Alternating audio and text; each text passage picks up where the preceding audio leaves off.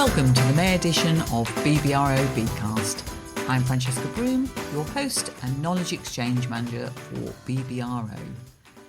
Here we are in May, following on from the golden promise of an early drilling season. Well, that seems to have lost a little bit of its shine. The cold, dry weather has impacted the crop growth, leaving us in a bit of a race to get the crop away before the aphids recover. But it's not just the crop that's been hit. The weeds are also being held back, and also it's hit the efficacy of some of the actives we might use, which means this month we have 3 guests. Firstly, Alistair Wright, who we meet in the field as he assesses the aphid levels and use of insecticides. Then we're going to hear from Gavin Dearsley of Alan Boswell Risk Management regarding some important changes to regulation and data sheets, which are due out shortly. And finally, we'll catch up with Libby Alexander to discuss weed control so far this year. Let's head over to Alistair in the field. Here we are at our Brettenham trial site. I'm very pleased to be joined with Alistair Wright, and we're looking at the current position of aphids and use of aphicides. Alistair, you've just been out in the field. What have you found? Not a lot, thankfully. So it's quite cold out there, isn't it? And these northerly winds we keep getting definitely are helping us. I found one winged aphid on my 20 plants I had to count, but no progeny, so definitely not a threshold for spraying yet, which is really good news. But yeah, it's cold. The crop is growing slowly as well. But thankfully we had a fair bit of rain yesterday, so I think this crop in particular will rally round. So it's sort of good news and bad news, because although the cold weather has held back the aphid migration and increase of population, it's also holding back the beet itself, isn't it? Yeah, we're in a bit of an arms race between the two at the moment. So the aphids will be biding their time somewhere. So we're still imagining aphid pressure will be extremely high this year. Hopefully it comes in a bit later, and that will ease our pressure on aphicides. But clearly, from the monitoring work we've been doing, we're reaching threshold across the board. Norfolk seems to have missed that higher risk at the moment, which is good, but check the website as things keep changing. But yeah, we sort of have seen sprays being used across Suffolk, Cambridgeshire, up into Lincolnshire. So people are reaching threshold, and even reports now of reaching threshold for the second time. So then we're going to need more chemistry, really, to stay ahead of the aphids. And you can't afford to be complacent, can you? Because it's now the crop is 4-2 leaves in most places. 4 to 6 is when the plant is at most risk from virus. Probably yes, because that's when most of the aphids are migrating, and it's those early aphids that migrate in that tend to bring virus in. They're probably coming from hedgerows rather than fields of things like oilseed rape, and that's where they're bringing some virus in, and then it builds up in those initial points of infection, and then their progeny or the next wave of aphids that come through will start moving that virus through crops. And I imagine that's when the plant is also more tender, isn't it? Yes, so we haven't got any of that mature plant resistance that starts building from the 12-leaf stage. And remember, that isn't a magical switch. It's sort of a start of a change of maturity of the plant, which leads to it being less palatable and even toxic to aphids. But really, that process takes between the 12 and the 20 leaf stage. So really, at 20 leaves, you're approaching full canopy closure. So it's just something to be aware of and keep looking after the crop. We can't afford for another 2020 situation. And the reforecast risk we had from Rothamsted back in April really sort of points that the risk this year is as high, if not higher, than 2020. So yes, don't rest on your laurels. If you're hitting threshold, think about spraying, and spray as soon as you can. And obviously we are sitting at the moment in the middle of one of our trial sites, but what about on farm? So we're seeing a lot of leaf miner damage this year, but we don't actually tend to get that much virus yellow out. But you only have to go a few miles in any direction back onto those heavier lands, and then clearly we see a lot of virus pressure. But as of late, a few weeks ago, you could go out, you'd see ladybirds sort of every step you take. I was worried I was stepping on them. Actually, they're now few and far between. So whether they've run out of food to eat or they've gone somewhere else. So I'm less concerned about the harm to beneficials right now. So if people are putting insist on which should be the first spray really in the programme we've suggested this year, then we won't be doing too much harm. It's when their eggs hatch and those ladybird larvae are out there that we can then hopefully look after them a bit better with our other two aphicides, so Savanto Prime and a flamicamid-based products such as Topeki, which most growers will be familiar with. We've had that for a long time now, and they are far less damaging to beneficial insects. They'll help us reduce that pressure and that spread, but of course, if we do see a massive influx over the next few weeks, it's unlikely the beneficials themselves will do enough. So that is when timely agronomy and regular checks on the crop are vital. And you've mentioned there that you're not too concerned about beneficials at this precise moment, but you still don't want anyone using... No, definitely don't use a pyrethroid, whether that be for aphids or for another pest in your crop at the moment, because all our aphids are resistant to, pretty much across the board, to the pyrethroids, and therefore you're not going to actually control the aphids, but you will knock out any beneficials that are out there. And from years and years of trial data now, you can see a clear upward lift in aphid pressure after applying a pyrethroid. So don't be tempted. Sometimes there's a comfort from putting something down, and a pyrethroid is a cost-effective option in terms of price, but of course then you'll pay the price in a few months' time when potentially the whole crop will turn yellow because you'll have a population of aphids that's just out of control.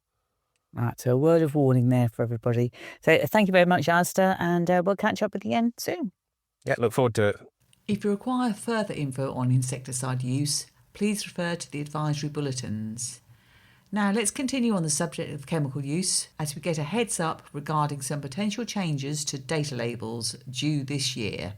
Moving on from talking about aphicides and use in the field, I'm really pleased to be joined today by Gavin Dearsley of the Alan Boswell Group. Now, Gavin, you've had a long history in risk assessment. I believe you're currently the Director of Alan Boswell Risk Management, aren't you? That's correct. What does that actually entail? So as Alan Boswell Risk Management, we're like the risk management advisory, health and safety advisory company for the Alan Boswell Group. We support both mainly our insured clients with health and safety advice, but we also work for non-insureds as well, just helping with compliance in terms of various things. And obviously what we're going to talk about today, chemicals and COSH. And you specialise in agriculture, don't you?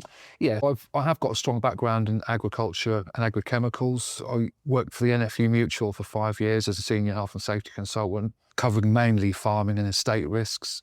And we've got a good farming and agricultural client base here at Alan Boswell's as well. So yeah, do a lot of work with farming and spraying activities with using chemicals. Unfortunately, there are a number of changes on the horizon, isn't there? So no one likes to look at legislation, but can you just give us a sort of a brief overview of what we've got coming into the industry in the later part this year? Yeah, so generally, chemical manufacturers have always been driven by regulation to make safer alternatives, and that includes for farming chemicals. And as part of the EU driving out certain types of hazards in chemicals, there's a change in legislation coming in this year to the classification, labelling and packaging regulations. This will mean suppliers and manufacturers have to do a lot of work on their safety data sheets, labelling. It's mainly going to cover suppliers and manufacturers, but that will have an impact on end users because obviously they'll need to review those new documents and make sure their cost assessments and ways of working are updated accordingly.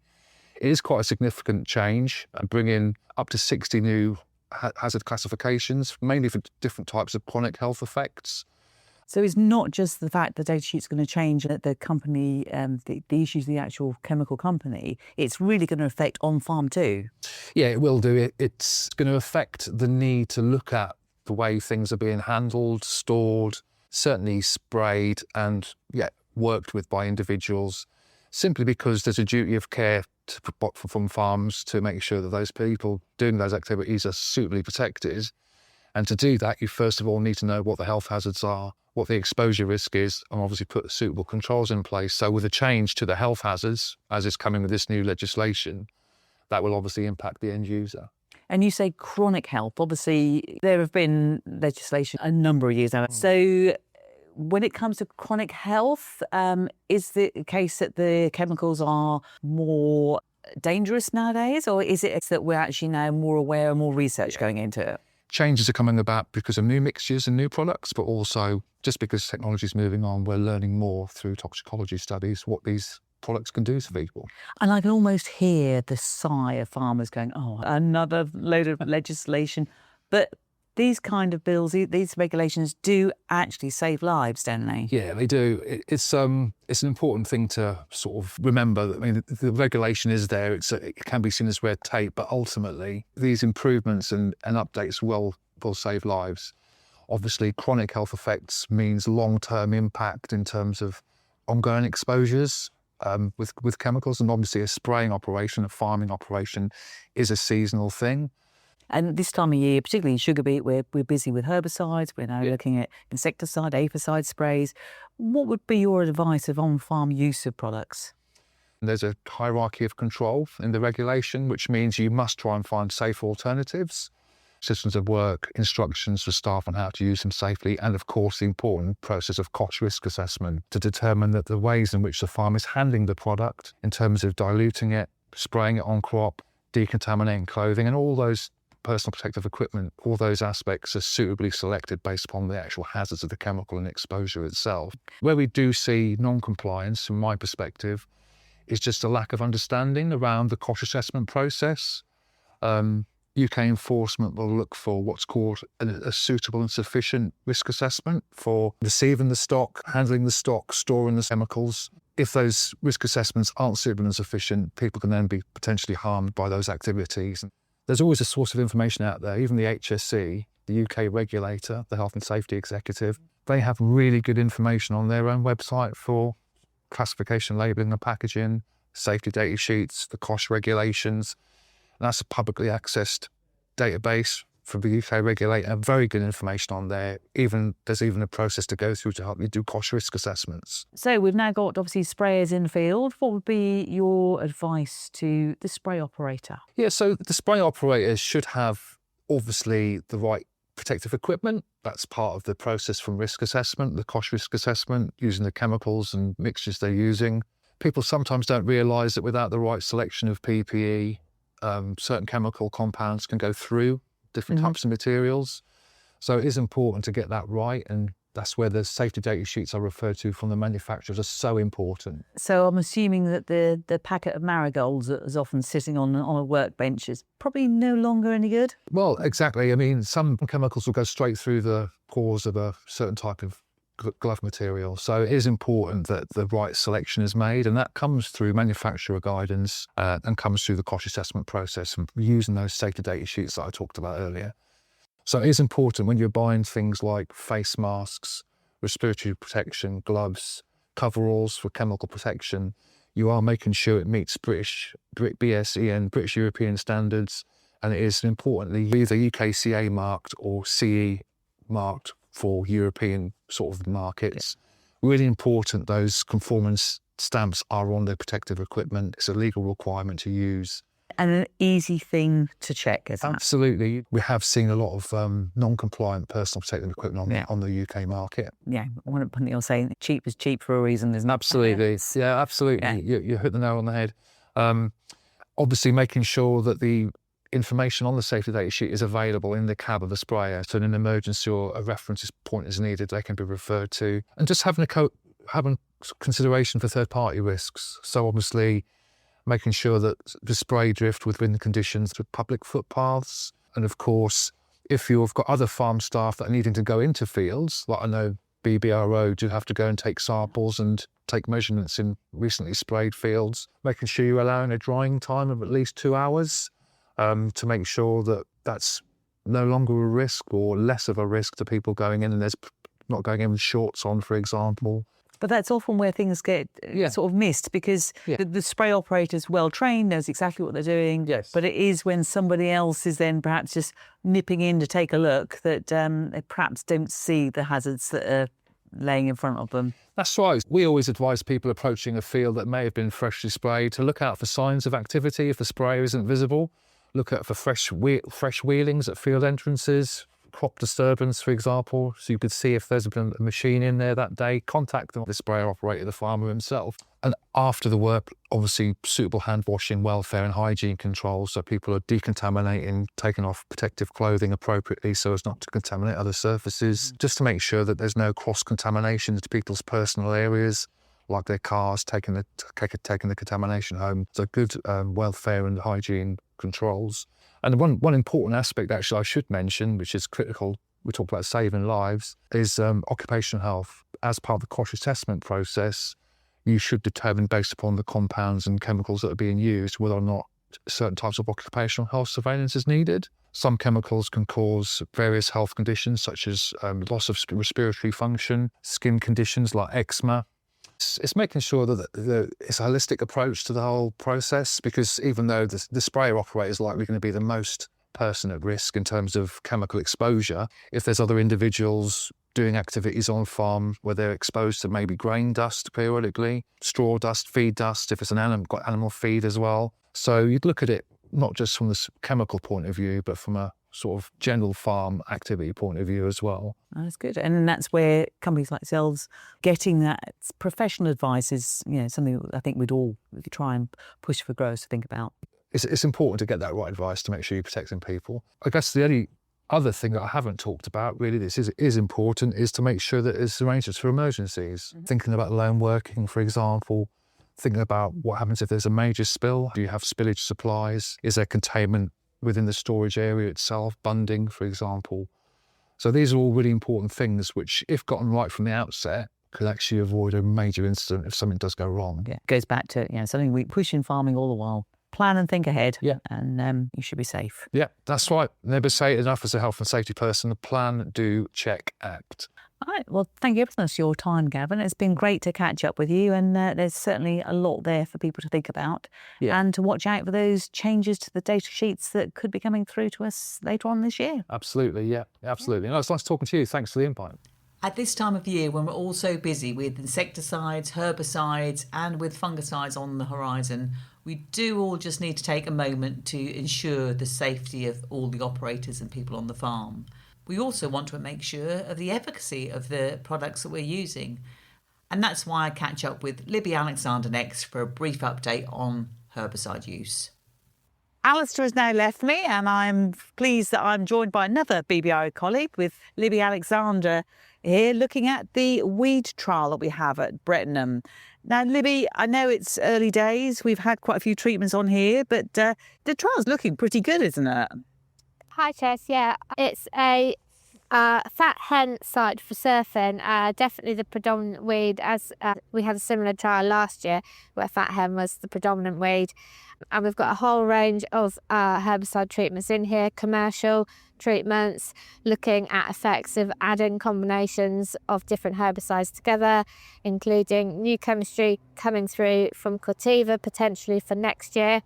It's been a really difficult year this year for weed control with the cold temperatures that we've had, large fluctuations in diurnal temperatures earlier on in the season, and the cold spell that we've got currently. The beet and the weeds are really slow to grow, and where treatments have been applied, some of the herbicide activity is quite slow, but we're beginning to pick up some differences between treatments. I was expecting to come out here and not to be able to visually see it, but actually just standing to the side, and I can clearly see that there is a difference between the plots, and certainly where we've got the discard plots. What are the weeds here? We've got loads and loads of fat hen. What else are you seeing amongst that? Predominantly fat hen. That's certainly taking over as the dominant species and competing out some of the other weeds. We've also got some groundsel in here, bindweed, and some chickweed in here as well, the key species that we've got, common light land weeds. How many treatments have you actually got on this site? So we've got 16 treatments in this trial, and as I say, some commercial, some standalone actives, particularly looking at the new Corteva actives and what that will bring to the party in terms of weed control, and then looking at options, adding oil, taking oil out, replacing Petafin Medifam should we lose that in the future as well. So just looking at current situation and looking at options for the future. There may be an opportunity for growers to come and see them, but we will certainly be releasing a video later on, won't we? Absolutely, yes. As we still have one treatment timing to go on this. It was due to go on this week, but weather conditions haven't been conducive. So that'll be the last timing, and then we can start taking some assessments and hopefully take some videos or opportunities to visit.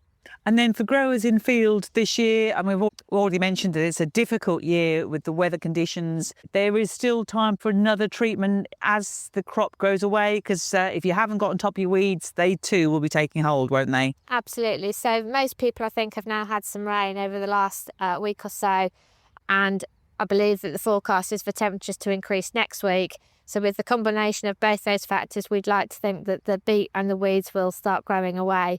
So certainly look at your crops and look at your weeds pressure there, see if new weeds are coming through, which might well happen after the rainfall, and keep going with applications until crop closure and canopy closure, which in this field is still quite a long way off. So it's, again, as often is the case, it's going to be field by field to make that decision. That's great. Thanks so much, Libby, and we look forward to catching up with you again at the Beet Field events, which are the 19th of May at Drawsby, 20th of May at Morley, and 21st at Linton in Cambridgeshire. So thank you very much.